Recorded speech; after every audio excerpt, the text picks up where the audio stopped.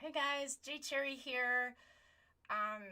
Got a bunch of stuff to talk about today. Some actions here in Connecticut, and so a couple of things. I'm moving a lot of my stuff around. I've put some videos up on Rumble, so you can find me on Rumble at J Cherry Presents, where I'm having some good success getting those videos up there and functioning. It's a little tricky when you're moving videos to a different platform.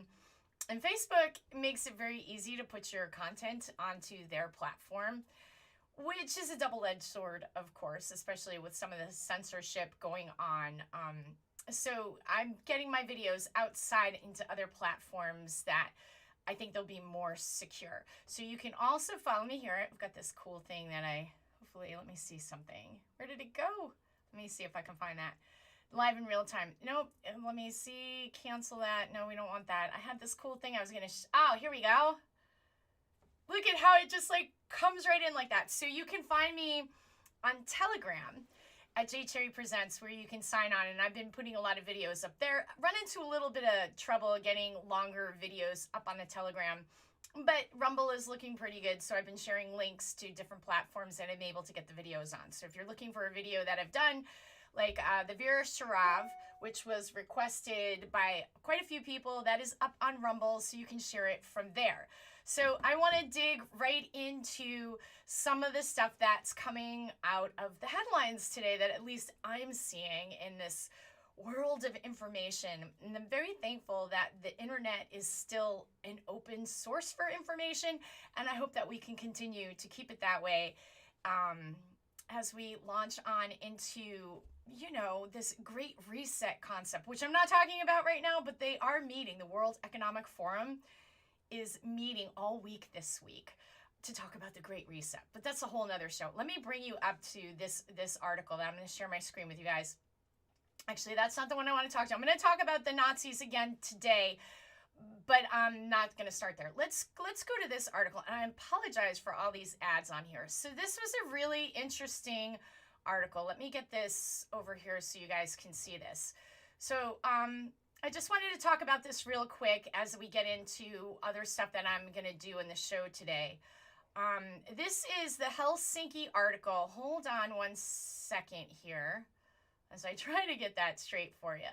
So I just wanted to bring this up before I get into actions in Connecticut. There are a couple of things going on so people who are local. There's a few bills that have been, they're out there and we need to support them. I'm going to get into that in just a little bit. But I wanted to share this really, really interesting article. This is the Helsinki Committee to declare Pfizer performing unauthorized harm experiment in Israel. Okay, so this is the Helsinki Committee here, and this article is coming out of Israel. And basically, oops, I'm sorry, I didn't mean to do that. I'm going to pull this up a little bit so you can see what they're saying here. So the committee in charge of supervising human trials is expected to submit an opinion to the health ministry stating that the immunization process led by the state with Pfizer is a clinical study and therefore needed to be approved in advance. This is very interesting news that, of course, our mainstream media isn't going to talk about this. So I'm not quite sure how much information will get out there that this is actually happening in Israel. So let me just go further down the article, and I'll post my notes in the comments afterwards. On YouTube as well. I owe you yesterday's notes. I know this. I'm going to do that. I promise YouTube. I was having trouble getting into YouTube yesterday, and then it uploaded a video when I didn't think it uploaded a video, all that kind of stuff. So I just wanted to read you one last paragraph in here. So health communication lecturer, IDC Helsinki International School, Dr. Yasa Shiraz, I'm sorry I'm massacring those names, responded to the Helsinki development saying the question of questions, where does this scandal put the green passport? You guys know what they're talking about with green passport, and why do they call it green? Do you know that in China that they have this system where people aren't able to get out of their houses or get back into their houses unless their app is cleared? Like, this is like crazy stuff, and that they can only go to certain places if they have a green pass. Even getting into their own house if they have smart homes and stuff. I just saw this coming out today. So I'll verify the part about getting into homes. but China has been known to be using a social credit score, and in China they have like health passes, like codes, and it's all used through your smartphone, and China has been heavily using 5G.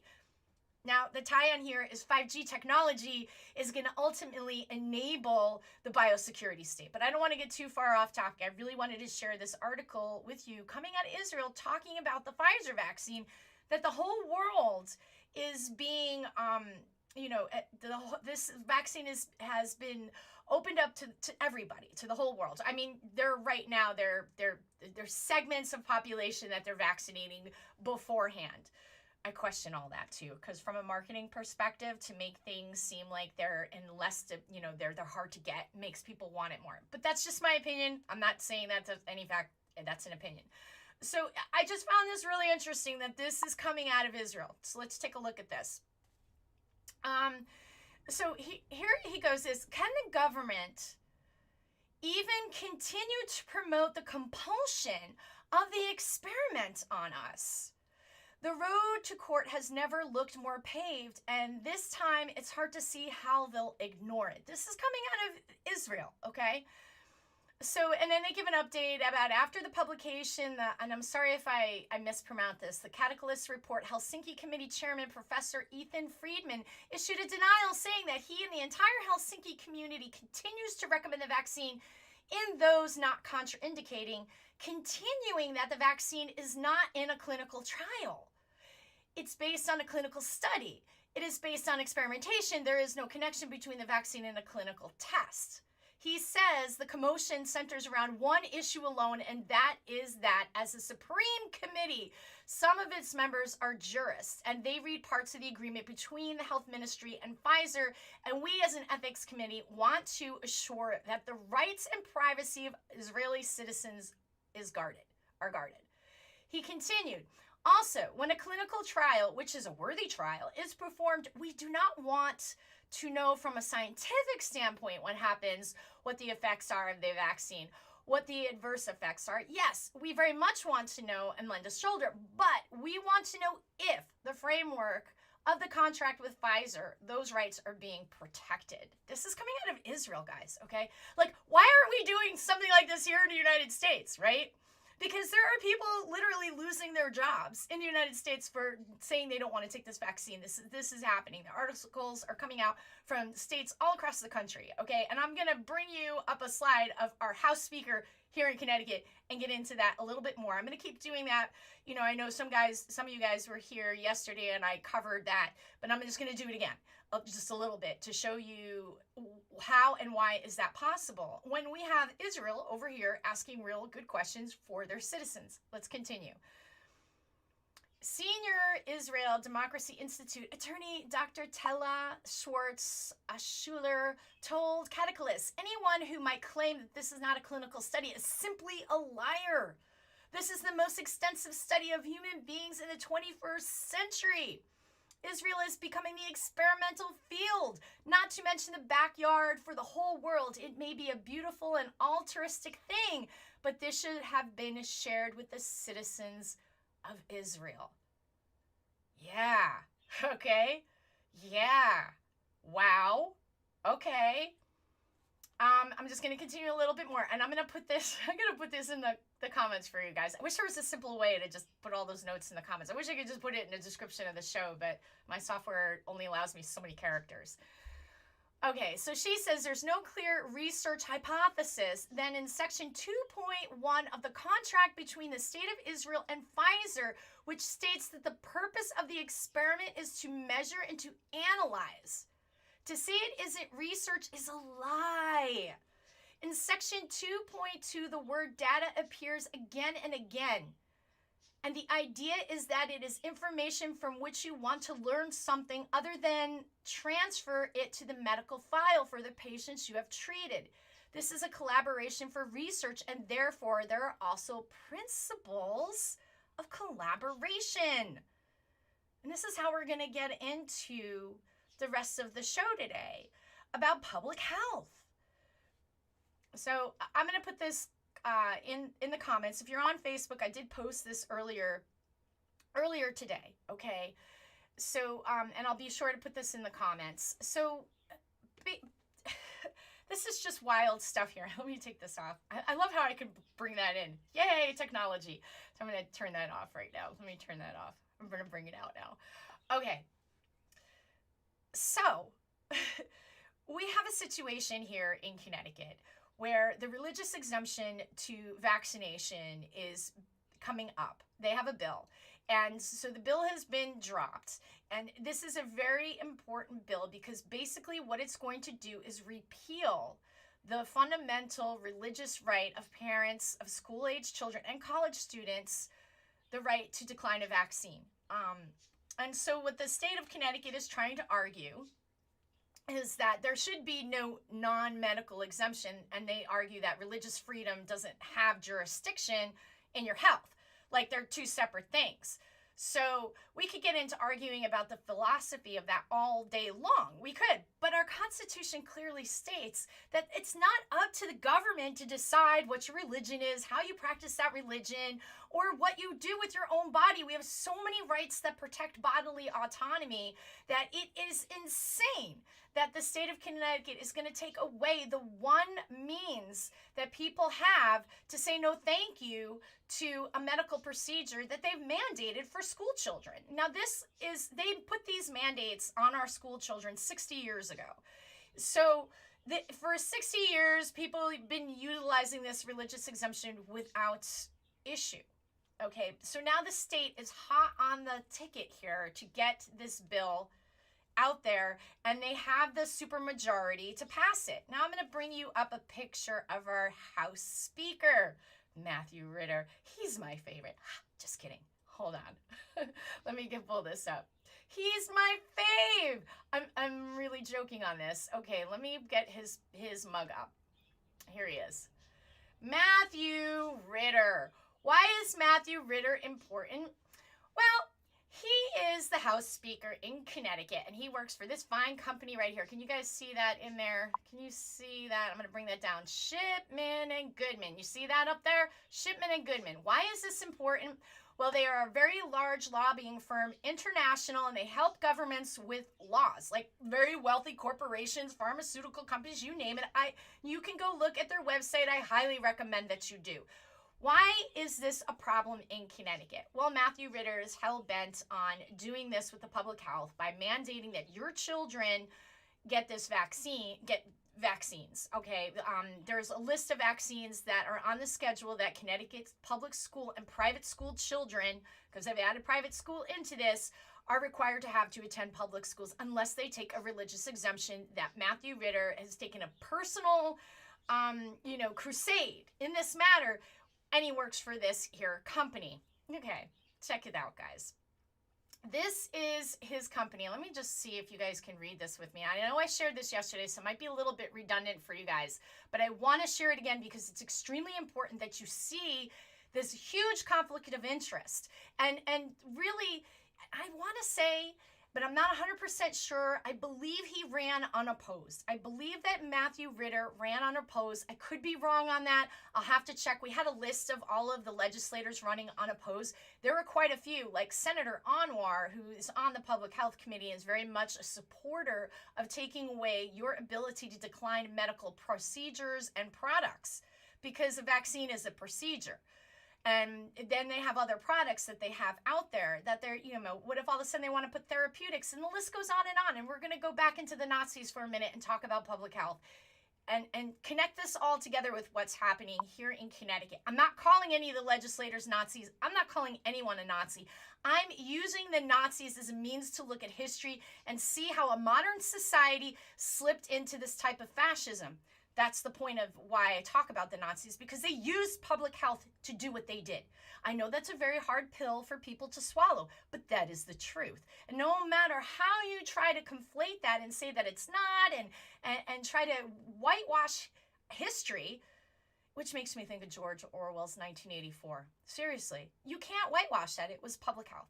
So what Shipman and Goodman is doing is they're advising employers how they can make their employees take this vaccine. If we mandate, here's some things to look at. if we mandate vaccinations, what things should we consider? And then they just go into, if an employer requires a vaccine, it must ensure that pre-screening, a new job related, consistent with the business. I'm sorry, I'm having trouble as I'm trying to read it to you. Let me pull it up over here for myself so I can take a look at this.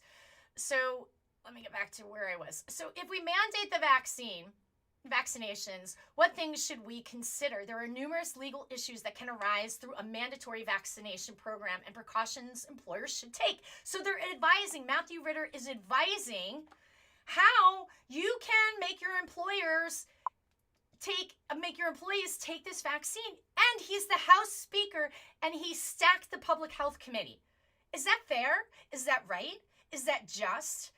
Could this lead to a slippery slope where we have laws that are pushed upon the Connecticut citizens that are based in situations that are hugely, lots of conflict of interest here? Matthew Ritter is a partner here. We can also talk about Governor Lamont, Annie Huntress Lamont, who have deep ties and connections in the medical health field, including the technology for tracking and tracing, and their holdings in SEMA4, which is doing lots of the testing around the country and here in Connecticut. And that's a whole other show. I'm going to do all on the Lamont tomorrow. I think Friday will be Lamont Day. I have a whole bunch of notes and things I want to share with you about our governor, his wife, and the people that they put on the board to open up the committee. They're all in on this together. Matthew Ritter, they're all in a club that you ain't in. Just remember George Carlin. God, I loved him. I wish he was still around today. I wonder what he would have to say about this mess that we find ourselves in. So this is Shipman and Goodman. And what if employees refuse? And it basically goes into say the EEOC guidance makes clear that employers must discuss whether reasonable accommodations are available to employees who cannot get the vaccine due to a disability or due to a religious belief. Employers must also determine if a disabled individual who cannot be vaccinated would be a direct threat to the workplace by assessing the duration of the risk, the nature, the severity of the potential harm. Do you see how they're putting people? They're sizing people up. Really? I always thought that medical privacy was paramount, right? That's what I thought a HIPAA was for. I guess with your employer, they somehow get to have that window into your private health affairs. I mean, don't come to work if you're sick. Maybe employers should have a policy where if you're sick, they give ample paid time off to people so they can take time off, because in this country, taking a sick day was near impossible. Look what our state of Connecticut did. They put this ridiculous Family Leave Act, which is just basically another tax on the people that you won't even be eligible for a year from now. And then that time, they're going to raise the payroll tax on it to pay for it because they're going to beef it up with all this bureaucracy, because this is what they do. They say all this great stuff. I call it egghead thinking. So they say all this great stuff, sounds so wonderful, the whole idea of it, great, we're going to mandate vaccines and keep everybody safe for the greater good. But the reality is much different than that. It's not that cut and dry and that simple. And there's slippery slopes there, lots of them. So let's just look at the other part. Sorry about that. Let me look at the other part of this. So it just goes into the imminence of a potential harm. Ultimately, if no reasonable accommodation is available, e.g. remote work, and the individual's presence would constitute a direct threat to the workplace, the EOC guidance states that the individual's employment can be terminated. Such designs can be complicated. However, and employees may want to consult their legal counsel. Employers may want to consult their legal counsel before taking such action. So they did a presentation in January where they get into, the emerging compliance and legal threats to manufacturers on January 27th. So this was just yesterday. I wonder if I could get a copy of that video. I didn't realize that. I thought it was sooner than that. Where they have a panel from all these different places, all these different people, Jane Goodry, General Counsel of Unequivocal. Americans not sure what that is, and Kate McGinnis. You know, people, feel free to take some of this information, go with it, and go find out more stuff. And let's talk, because I would love to talk more about this. And the more people looking into this and digging into this and talking about it, the better. So,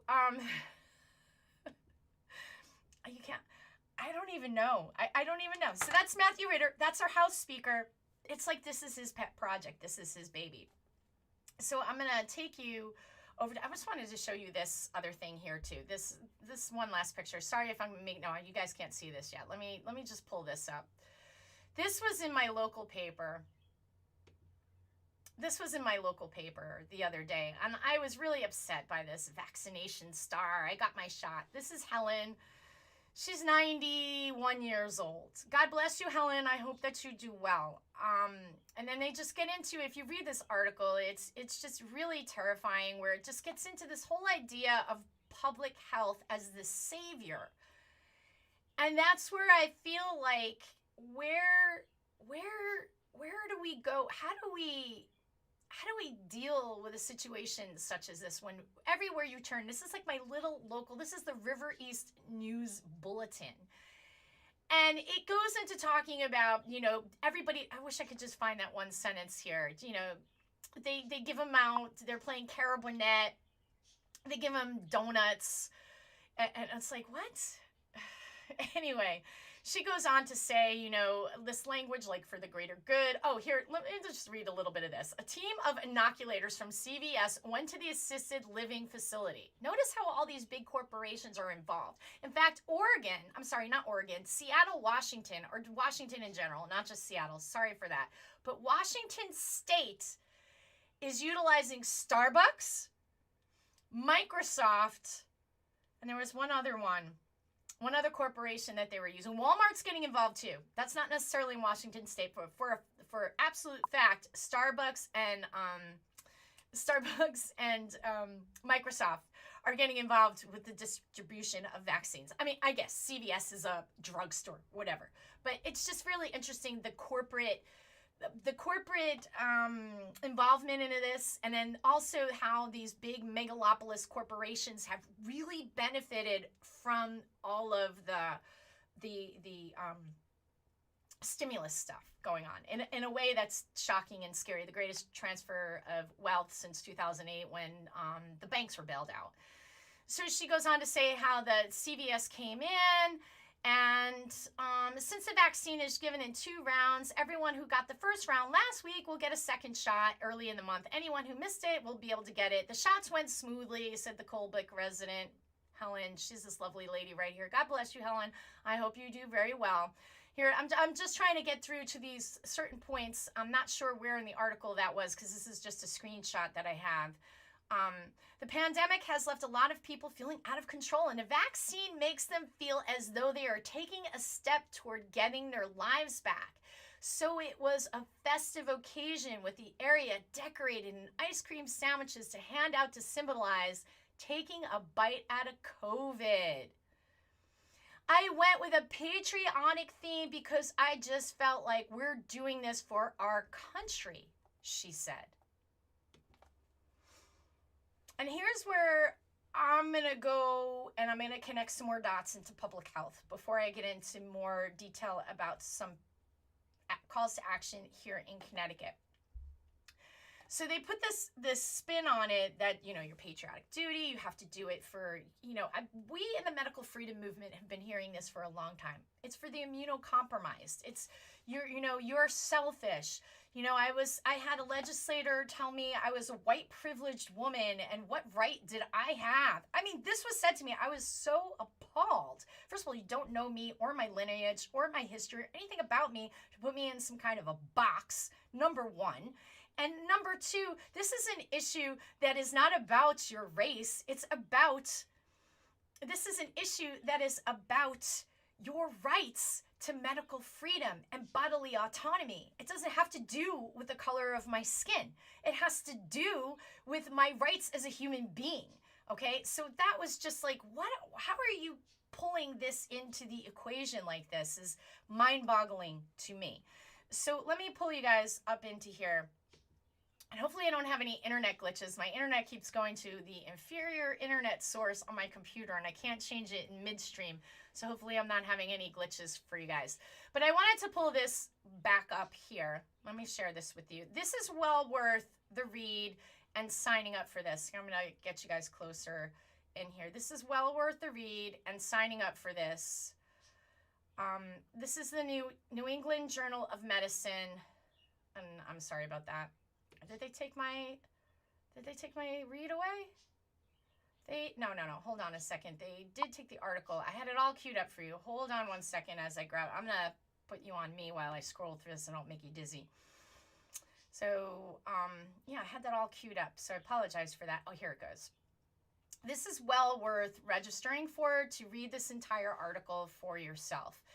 And it's really goes into, it gets really deep into things. And we did like just kind of a quick overview of it, but I just wanted to talk just a little bit more about this, and how this led to this point. So this was written, this is in the New England Journal of Medicine. I was calling it a study yesterday. It's not a study, I apologize. It's a perspective on history about what happened with the Germans and public health, because they utilized public health.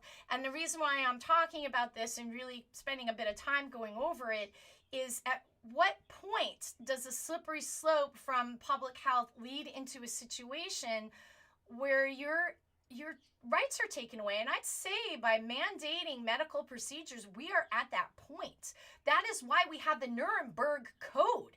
This Nuremberg was a place in Germany where a lot of these bad atrocities happened. And then after the war, they put together the Nuremberg Code. In fact, I'm probably just going to read you guys the last paragraph of this. Actually, let me pull you guys into what I'm looking at so you can see it. Let me see. Can you guys see that? Yes, you guys can. Okay, we're right where I wanted to be. Oh my gosh, wrong place. Hold on a second. You got like my half ahead. Here we are. Now you can see me. Okay, so conducting twin studies at the Institute for Anthropology, Human Hereditary and Eugenics in Berlin, 1928. So they were even doing this before the Nazis came into power, because it takes a while for a society to go to such a dark place as the Nazis did. But they used public health, and I'm sorry, and I want people to not misunderstand or take this in a personal assault, but socialism, okay? I'm not anti-socialist. I'm saying we should all be very careful of these ideologies that promote the greater good at the sacrifice of individual rights. It is not selfish to want to preserve your individual rights. That's the beauty of the American Constitution. It gives us all of the same basic human rights to make decisions for our own selves and protections over our right to privacy.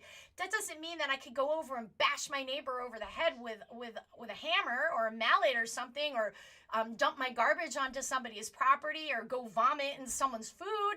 No, I mean, those are basic things. So what they do with public health is like, it's for your safety. You need the government to protect you. That's what socialism is, okay? It's who decides what is the greater good? Who gets to decide that? So they did these twin experimentations. This is before the Nazis even took control. The masters of propaganda. You also bear the burden. So to build public support for the coercive program, which is what mandatory vaccines really come into. It's coercive. And I want to bring up some points that some people have shared with me that I want to bring to the forefront. But let's just read this paragraph.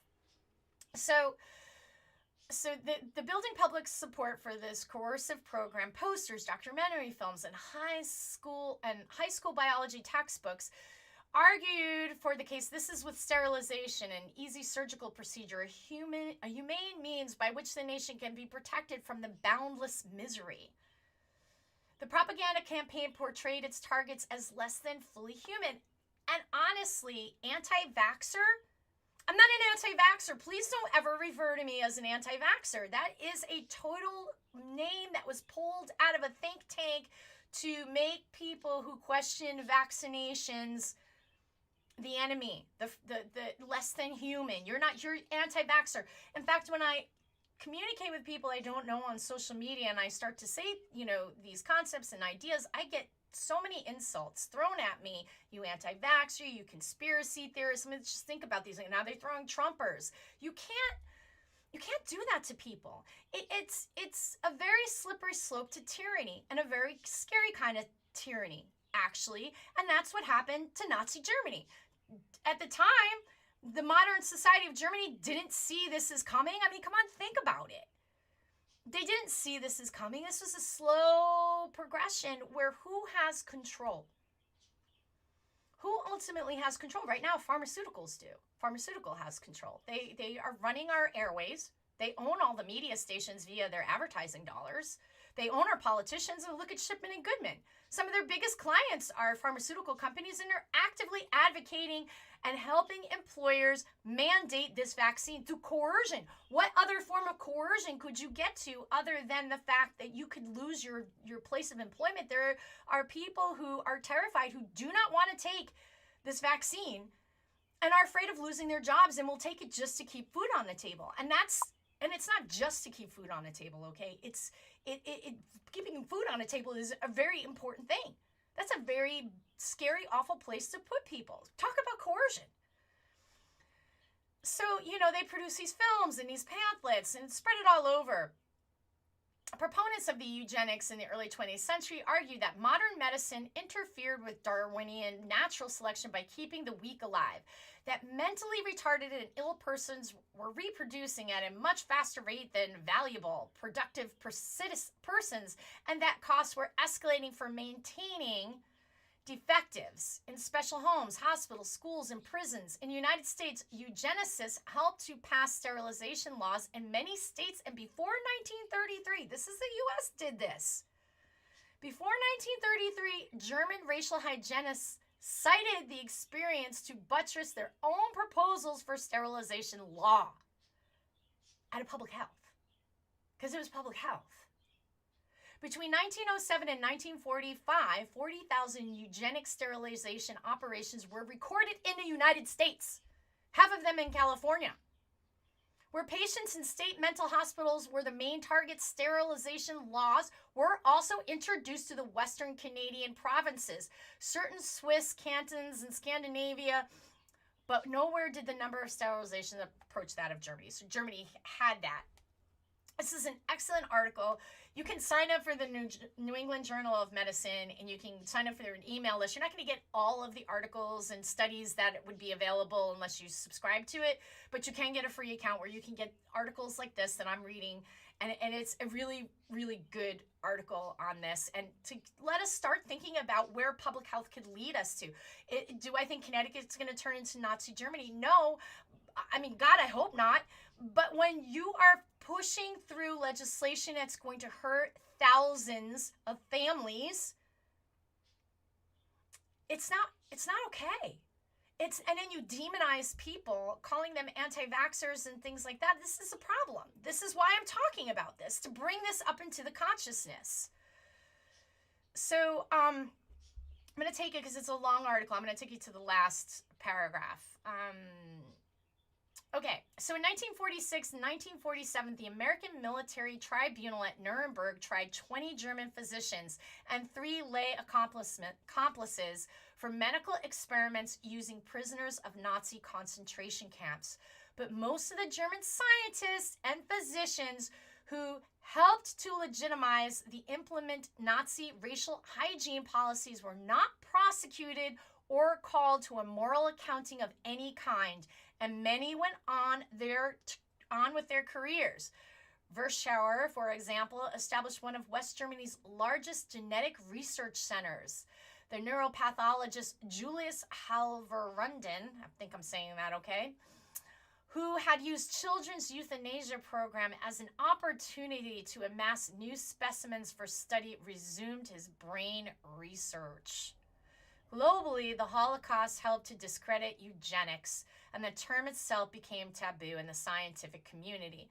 Even so, the sterilization of mentally retarded and ill persons continued in some parts of Scandinavia and Canada after the war, and sterilization remained part of social policy in Virginia, North Carolina, and Georgia into the 70s.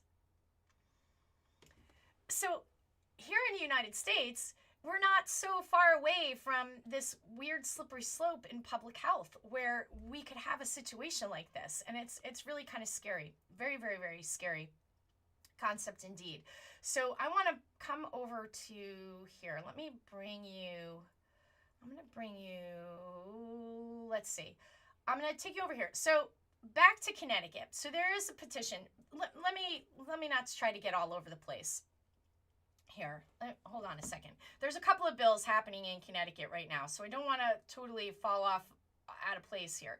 There's a couple of interesting things happening. There's some good bills. So let's talk about the good stuff before we get into the bad. And I'm going to take you right over to the CGA website. So here we are. Hold on a second while I share my screen. So this is the CGA website, and here I am. I'm on the bill. This is the act to eliminate the religious exemption. So basically what this act is going to do is this is introduced by Senator Mary Abrams in the 13th district. And this bill is number 568 SB 568. And one of the cool things that you can do, and I'm going to show you guys here. Look at the things that you can do. If you haven't been on the CGA website, it's really, really easy. So there's your list of committees. Here's where you would find your legislators and your representatives. You can easily find out your district in Connecticut if you're not 100% sure. And you can come here and you can find out who your legislators are. This is a great tool. You can track bills, so you can put add to my bills. See how I did that? So then you're going to come over here, you type in your email address and your password, and it's very easy to set yourself up an account and get yourself going on that. And that's one of the cool things about this resource. So we have all these tools right here. So this is the act for the non-medical exemption to the immunization requirement. And then there's more bills too. There's HB 5001, an act prohibiting mandatory vaccination. And that is a really important bill because that is going to prohibit, and we want to get this bill going. So let's see if we can pull this bill up. HB 54. Oops, sorry about that. So what you do is when you have a bill 540, I'm not sure if it's going to show up on here yet, if it's been put up on that or, at all yet. Proposed. So this is a proposed bill. It hasn't, when a bill is proposed, it's not gotten out of committee. It's not going on to, get voted on. It's a proposal. So what's really important is for people to reach out to the Public Health Committee. And I'm going to put all of that in a comment in the notes, and I'll probably just add that right to the description after this live ends. So you see how you can sign, you can come on here. Sorry if I'm running a little slow. Oh no, wait, that's not the right thing. Hold on a second. Sorry about that. I don't know what happened there. I'm not quite sure what happened there. So maybe that isn't, it's not up there yet. I'm not seeing it. So it might not have come out yet. 5041. Let me see. HP 5001. 5001. Yeah, I'm sorry about that, guys. The bill might not be available to see it right now because I'm not seeing it on here. But what's really cool is you guys could see all these different bills, and you can just type in whatever bill you want to find in this site. You can come over here and you could go to representation. I just want to show you this. For some reason my computer's not acting quite right. So it'll give you the House members list, the House Democratic Caucus, House Clerk, Senate member list. So you could just go and you could start to check your House member list. That gives you all of the House members and all of their districts, who they are, they're Democrat. You can view their bills. This is the super awesome tool that everybody should be taking advantage of. You can take any legislator that you want, and you can find out what it is that they're doing. And all of them are in here. This is the House of Representatives. So this is your representative, not your senator. So there's Candelora. He's pretty cool. Let's take a look at him. He's got some cool bills coming through. Nope, that's the wrong guy. Sorry about that. I'm batting 1,000 here today. I thought, oh yeah, there I am. Let me put my glasses on. Did I totally lose that website? No, I so did. But it's really easy to remember. It's, I'm going to come over here and add that back up to it. So it's CGA, cga.ct.gov. See how simple that is? And that's going to pull you right up to the main website. There you are. And this is what's really upsetting to me when you come onto this website. This to me is one of the greatest assaults in our lifetime, that the Capitol complex is currently closed. And my worry is they're not going to open it. They don't want to open up the Capitol. They want to keep you locked out. They want to have hearings on Zooms and all kinds of things like that. And it's just not okay. It's not okay at all. But it's really easy to navigate this site, and you get a list of the bills. These are all the House bills. Let me go right on to there. List of the House bills as of this date that have been released, so you can see all of the bills that are being presented. So you can see here the different numbers. These are House bills. So this is coming out of that House of Representatives that are being presented. And there's quite a few different things. Here's one. It's concerning funding for nonprofit providers of health and human services. This one, let's see. I'm not seeing the bill that I was excited about. I don't think it's not released yet, and I want you guys, I'll get more into that, but I'll give you the bill numbers and stuff. But you could just go and you could see all the different bills here that are happening in the House that have just been released, that are up here. There's quite a lot of stuff. I always kind of joke with people that it's like, the death of liberty by 1,000 pieces of legislation, because it's like overwhelming. And I wonder why it is that we have to have all these kinds of laws, right? So let's see. Let me take you back over here. So one of the things that I wanted to talk to you guys about is the House bill. This is HB 5401, and I'll put it in my notes. An act prohibiting mandatory COVID vaccination. And then HB 502, an act prohibiting employers and public officials from requiring proof of COVID-19 vaccination.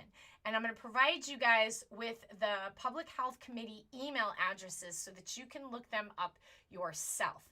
And let me go back over here. Let's go back to the main.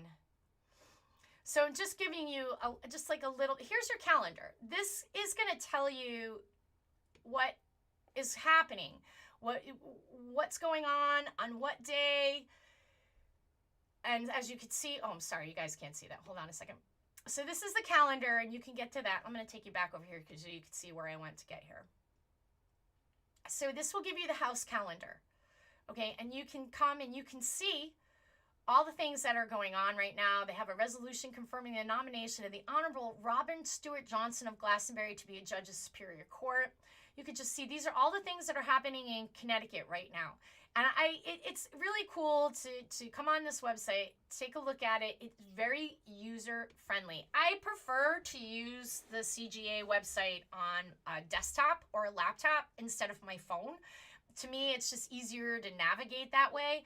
So, and then you can see a list of Senate bills.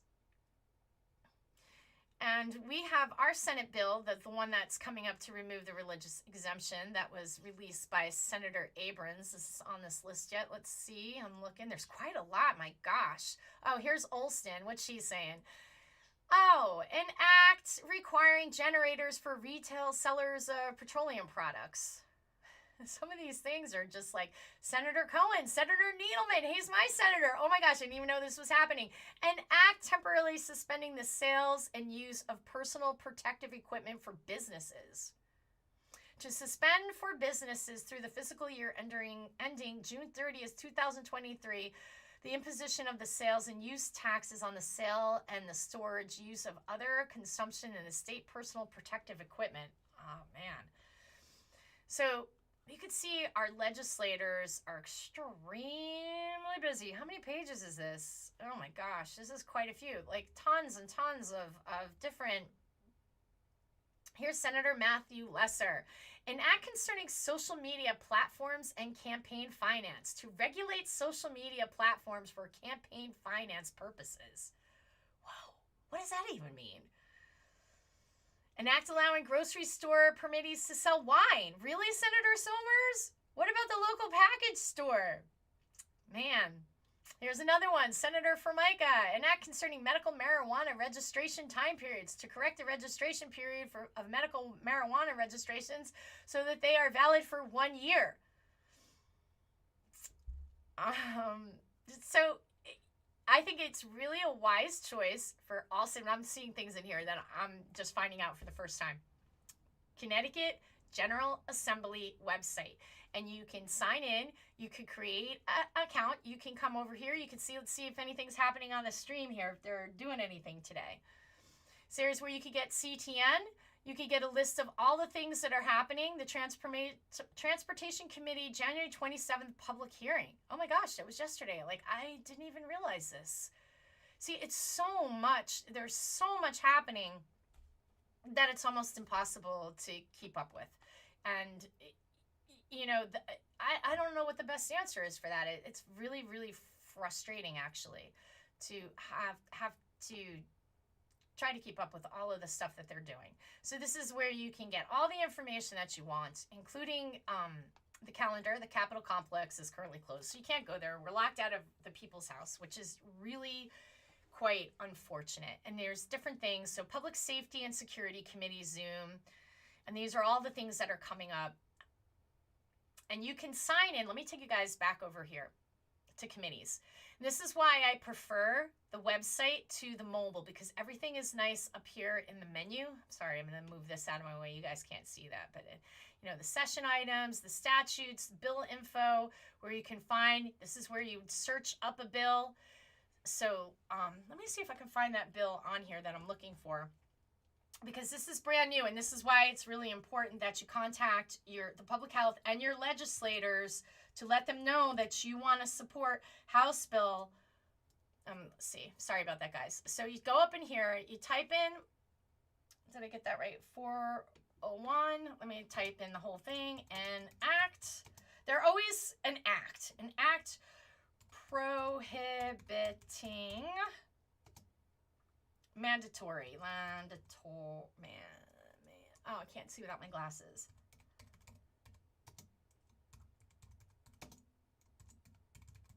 Let's see if it comes up. I misspelled mandatory. Oh, well. Let's see if it comes up here. There it is. Here it is. I didn't see it before, but here it is. I'm going to copy this right now. I'm going to put this in my show notes for you guys so you guys can find it. And I'm going to put that in there. I'm going to post it into the comments for you guys after we do this. As you can see me doing this live in real time. Let me put myself back over here. So then you'll have an exact copy of the bill, so you can take a look at it yourself. It doesn't say much to it, but let's take a peek here. Let's take a peek here. Oh, sorry about that, guys. There it is. There it is. See? Yay! We found it. This is how wonderful and useful the site is. So just make sure, instead of typing in the bill like I was doing before, type in, you know, the whole name of the bill, an act prohibiting mandatory COVID vaccination. It'll take you right to it. And this just tells you. Now, let me just say, okay, so this is tells you what's going on. It's a proposed bill. So this date, the bill history 122, so it was referred to Joint Committee on Public Health. Is extremely important that you reach out to the Public Health Committee. In fact, you know what I'm going to do while I'm talking to you guys on Facebook? I'm going to pull up my notes and I'm going to stick it into the comments for you guys. Just in case you forget about it, you have it right now. If you don't have a lot of time, you can just tap on it. I'm going to put this up, the whole thing, where you can find it. And yeah, I'm going to show you everything. I might not get into everything that's in my notes today because I don't want the show to go too long. But, you know, feel free to check out the links that are in there that I don't discuss. And then you're going to get all the Public Health Committee. Go into your Facebook on your laptop or your computer if you want to cut out the legislators' addresses. Here, I'm going to come right into here. You might hear the talk back at me. I'm going to plug it right in right now. Cut out the Hold on a second. There we go.